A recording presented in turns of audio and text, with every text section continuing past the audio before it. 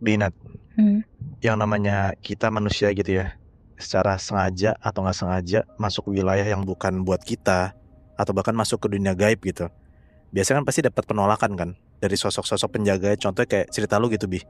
Kayak segeng itu kan ditolak kan sama penjaga Kalimalang itu kan. Nah, kalau cerita gua, ini beda. Si sosok yang ngejaga tempat ini malah kayak ngebuka, jadi kayak menyambut tamu-tamunya gitu, padahal tamunya tuh manusia. Hmm. Hmm. Jadi rasanya kayak orang-orang ini beneran bertamu ke rumah orang, padahal ya rumah hantu gitu. Yang ngalamin ini sebut aja namanya Hana, dan teman kantornya namanya Andi. Intinya Hana sama Andi ini kerja di kantor yang sama, dan kebetulan juga mereka ini dalam satu tim yang sama-sama surveyor gitu, buat kebutuhan proyek pemetaan wilayah baru. Salah satu tugas mereka itu survei-survei properti. Nah, ada satu hari Hana sama Andi ini dapat tugas dari atasannya buat ngecek satu rumah tua gitu, Bi. Nah, daerahnya itu di sekitar Waduk Sawangan. Tapi nggak ada alamat yang jelas dari si properti ini. Pokoknya di daerah Waduk Sawangan aja. Hana pokoknya cuma dikasih titik koordinat yang aneh, titik merah tanpa nama jalan. Cuman ada sebutannya kayak calon lokasi pengembang, dah gitu doang tulisannya. Hmm. Dan karena di hari-hari itu kerjaan emang lagi padat-padatnya, terus deadline-nya juga makin mepet. Jadi Hana sama Andi ini sepakat buat nyamperin tempat itu setelah pulang kerja, which is abis maghrib tuh. Mereka naik transportasi umum, terus lanjut jalan kaki ke tempat ini, ke titik ini. Mereka beneran cuman kayak ngikutin titik koordinat itu aja. Soalnya katanya tuh di sepanjang jalan, makin lama makin deket ke alamat yang dituju itu, beneran kayak nggak kelihatan warga sama sekali, Bihnat. Kosong aja gitu. Untungnya nggak usah lama-lama lagi, si Hana sama Andi ini akhirnya nemulah properti yang dituju. Di sana cuman ada satu halaman kecil. Halaman ini beneran kayak nggak kelihatan berdebu gitu, kayak beneran masih kayak terawat gitulah kelihatannya. Nah, di tengah kebingungan ini tiba-tiba datanglah nih ada cewek muda gitu ya, tinggi, rambutnya panjang, pakai kayak semacam daster kain batik gitu, pakai sandal kulit. Perempuan ini langsung kayak ngomong ramah gitu ke mereka berdua. Mau survei ya Mas, Mbak? Rumahnya di belakang ya. Saya Ibu Suhut. Ayo silakan gitu. Hana pikir Bu Suhut ini bagian dari tim klien. Ternyata si Ibu Suhut ini sebenarnya pemilik rumahnya langsung. Jarang-jarang tuh urusan-urusan properti gini diarahin langsung ke pemiliknya kan. Biasanya kan ada perantaranya tuh. Iya. Mereka ikut Bu Suhut, jalan aja tuh, ngelewatin jalur yang gak jelas, semak-semak sama pohon-pohon bambu gitu. Tapi dari awal Hana ini udah ngerasa kayak gak enak rasanya, Bihnat. Katanya langkahnya Bu Suhut itu kalau dilihat kayak senyap banget gitu loh, kayak gak pijak ke tanah. Terus gak jauh jalan dari situ udah ada kayak rumah panggung kayu gitu, kayak berdiri sendiri, bersih, tapi nggak berpenghuni. Kayak di tengah-tengah hutan gitulah ada rumah panggung ini. Hmm. Pas makin ngedekat, tiba-tiba tuh bau bunga kenanga itu tuh mulai kecium, Bihnat. Bu Suhut langsung naik ke teras buat ngebukain pintu. Tapi begitu kebuka, suara pintu itu nggak sesuai gitu. Suara tuh jadi kayak pintu besi gede yang diseret, padahal pintunya pun juga cuman pintu kayu sebenarnya. Hmm. Masuklah mereka nih ke dalam rumahnya. Baru juga ngelangkah masuk ke rumah, Bihnat, tiba-tiba tuh semua jadi kayak kerasa pelan gitu. Udara sunyi, lembab, dan nggak wajar aja gitu. Suara langkah kaki pun juga jadi kayak kedengarannya gema. Dan Bu Suhut tiba-tiba udah duduk di salah satu kursi rotan di sudut ruangan gitu, terus bilang, silakan dicatat apa yang perlu Mas, Mbak, tapi jangan buka kamar belakang ya. Udah lama nggak dikunci soalnya. Hmm. Nah, terus mereka berdua mikir kayak, lagian siapa juga mau baru datang ke rumah orang langsung buka-buka kamar orang gitu kan, nggak sopan kan. Iya.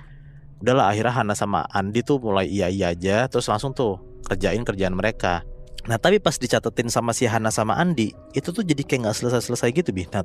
Dan denah rumah itu seolah-olah kayak berubah-berubah gitu.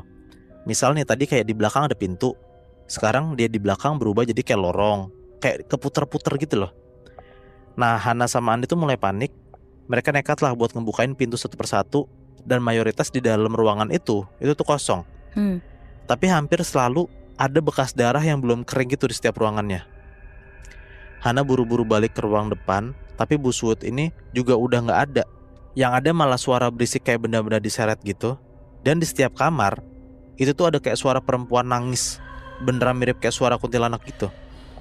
Pas diikutin sama Andi sama Hana nih suaranya, sumber suara itu tuh dari salah satu kamar yang belum dibuka sama Hana sama Andi, yaitu kamar belakang. Kamar yang katanya Bu Suhut tadi nggak boleh dibuka. Hmm. Nah, Hana sama Andi tuh detik itu juga udah berdiri persis di depan pintu kamar ini. Sampai tiba-tiba dari arah lantai bawah pintunya itu keluar kayak ada rambut panjang banget, Bi. Nat, makin gak berani tuh mereka buat buka pintunya. Di sini Andi cuman berani kayak ngintip dari lubang kunci buat nyari tahu tuh di dalamnya ada apa. Dan pas dilihat, Bi, Nat, ternyata ada mata kecil gitu ngintip dari dalam keluar ke arah Andi gitu. Terus matanya kayak muter kanan kiri gitu. Bersamaan sama itu juga tiba-tiba lampunya tuh dari yang terang, dari yang kayak lampu rumah biasa gitu, tiba-tiba mati. Tiba-tiba langsung gelap gulita tuh rumah itu. Sambil terus pegangan tangan, Andi sama Hana lari tuh buat nyari pintu keluar.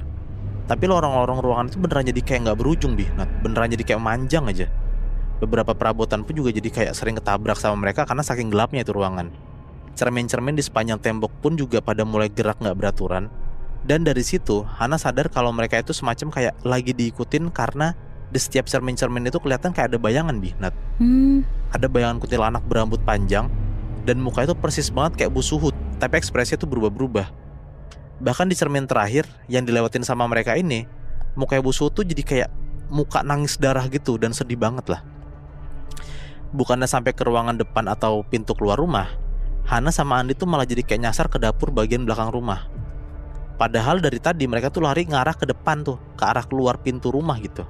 Dan persis di salah satu sudut dapur, posisinya tuh udah hampir nyentuh langit-langit ruangan, sosok kuntilanak rambut panjang ini tuh tiba-tiba melayang tinggi, ngebelakangin Hana sama Andi. Sosok ini tuh cuma ngomong dengan suara kayak nggak jelas gitu, kayak campur-campur suara busut sama suara kuntilanak itu bilang kayak gini. Saya baru tinggal sebentar di sini kok, kalian udah mau pergi aja? Nggak sopan tahu. Wah, denger kayak gitu, Hana sama Andi takut lah. Dia teriak-teriakan di situ tuh, jadi kayak makin pengen tahu gitu loh, mana pintu keluarnya sih gitu. Sembari mereka ketakutan, mereka denger si kuntilanak ini ketawa cekikan tuh kayak ngenyek mereka gitulah. Terus dengan cepatnya kuntilanak ini tuh gerak ke atas, ke arah langit-langit, bukannya kayak tembus terus hilang gitu ya, Bi. Nah, kuntilanak ini tuh ternyata cuma kayak ngerubah posisinya jadi kayak ngerangkak di plafon dengan posisi kebalik. Sendi tangannya pun juga kayak kebalik gitu, gerakannya patah-patah, ngerangkak cepet banget sampai persis di sampingnya Hana sama Andi. Terus detik itu juga si kuntilanak itu tuh teriak di kuping mereka, gitu. Nah pas lagi teriak, langsung tuh seketika lampu ruangan langsung nyala semua tuh. Pas lampu itu nyala, ruangan itu tuh kayak kembali semula gitu, Bi. Nah, dan gilanya tiba-tiba udah ada Bu Suhut muncul lagi, kali ini di dapur dan gak kayak kejadian apa-apa. Bu Suhut tuh cuma kayak duduk sambil minum teh. Dia senyum sopan gitu ke arah mereka berdua sambil ngomong kayak gini. Kalau Mas Mbak mau pulang ya gak apa-apa, tapi tolong jangan ceritakan tentang saya. Nah Hana sama Andi tuh saling kayak pandang, gak bisa ngomong apa-apa. Mereka langsung buru-buru pergi, mumpung kayak jalanan udah kelihatan kan udah terang nih rumahnya nih. Tapi pas baru buka pintu rumah itu, udara tuh udah jadi kayak udara pagi. Padahal mereka tuh datang tuh abis maghrib kan, Bi. Nah yang gue bilang tuh mereka kan datang waktu pas pulang kantor kan. Pas mereka keluar pintunya dan mereka ngelihat jam, ternyata mereka tuh lihat udah jam 5.45 pagi. Jadi selama ini 12 jam mereka kejebak di rumah itu. Pokoknya di pagi yang sama, karena masih trauma ya, Hana sama Andi ini masih barengan. Mereka mutusin buat langsung ke kantor aja buat laporan ke atasannya. Dan tau gak, Bi, Nat, pas mereka lapor, atasannya cuma bilang kayak gini. Loh, kita gak pernah tuh kirim siapapun buat survei ke titik koordinat itu dekat Waduk Sawangan kan. Lokasi itu kan udah dicoret lama karena emang sempat ada kasus. Coba deh cek chat saya gitu. Hana sama Andi pucat di situ. Pas Hana cek history chat mereka, dia tuh ngeliat kayak titik koordinasi yang dikirim ke Hana itu bukan lokasi yang disamperin kemarin, Bi. Nat. Loh, titiknya itu kayak jelas ada alamatnya dan di tengah pemukiman warga. Jadi kayak Hana tuh sadar ternyata tuh dia sama si Andi tuh kayak disasarin gitu dengan sengaja. Anjir. Sampai sekarang Hana sama Andi tuh udah gak pernah lagi bahas kejadian ini. Tapi hal yang paling nyeremin tuh satu. Hana tuh sesekali masih mimpi kebangun di rumah tua itu.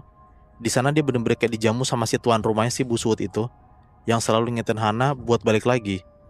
Dan di akhir mimpinya, ini jadi kayak selalu ditutup sama teriakan ketawa kuntilanak yang saking nyaringnya tuh otomatis bikin Hana tuh selalu bangun dari tidurnya. Anjir. Tapi yang bikin gue penasaran tuh apa sih yang bikin Hana tuh jadi disasarin ke rumahnya si Bu Suhut itu? Iya bener, gue juga gak tahu iya, lagi. dia kan gak sompral gak apa juga kan? Iya, kenapa tiba-tiba malah dapet titik koordinat yang ternyata rumah setan gitu kan ya? Iya. Jangankan Hana sih ya yang sampai ke bawah mimpi diteriakin sama kuntilanak. Dari sejak lu bilang ada kuntilanak yang neriakin di samping kuping, itu aja gue udah kebayang-bayang banget, Moy. Sampai sekarang ini bahkan gue ngebayangin Betapa seremnya tuh kalau lu diteriakin di samping kuping sama kuntilanak, anjir. Asli anjir. Kalau dari tadi kita ngomongin tentang cerita-cerita yang sebenarnya lokasi-lokasi yang gak ada di Google Maps, gue yakin sih beberapa dari lo yang dengerin cerita ini juga pernah ngalamin kayak gitu. Bisa nggak lo ceritain ke kita?